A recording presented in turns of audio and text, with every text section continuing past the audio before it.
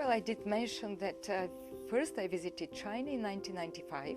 It was to attend the Women's Conference. At that time, it was my first acquaintance with the Forbidden City, with the Great Wall, or with the Chinese culture and civilization. Even now, I have seen China rising.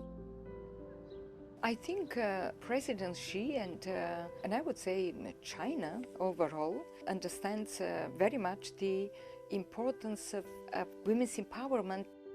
It was, of course, the summit in 2015.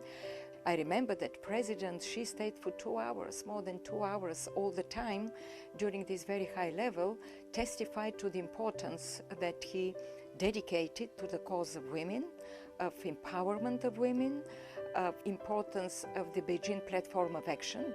I know there is a lot of support for technical vocational training for women. There is a lot of support for women in sciences. It is the fact that China is putting in the heart of its development actually the human factor. It's a human development. And without outreaching also to women, without focusing on women, China would not have succeeded in lifting out of poverty more than 800 million people since 1990. And what is really extraordinary is that with the human development reports that every year United Nations is publishing it, China is the only country that have moved from the low development country into high development country, just in the span of less than 30 years. I expect President Xi will speak about the Beijing Conference on Women, Peace and Development, and the 30th anniversary, and the importance, once again, to accelerate the empowerment of women in the world. I think good leaders are those who are not just aggrandizing themselves, but good leaders are those that can convince others to follow them. And I think President Xi has this capacity to lead others.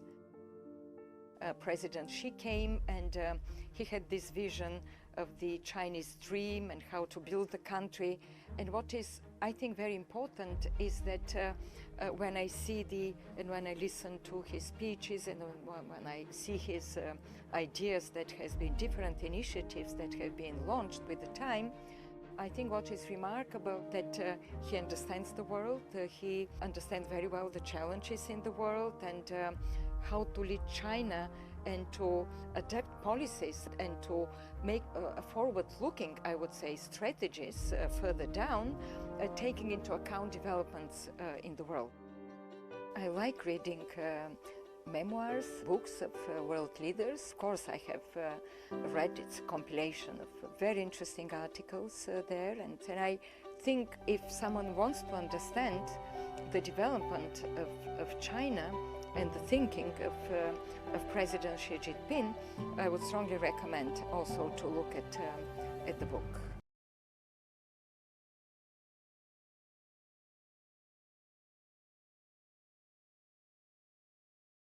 在中国人民追求美好生活的过程中，每一位妇女都有人生出彩和梦想成真的机会。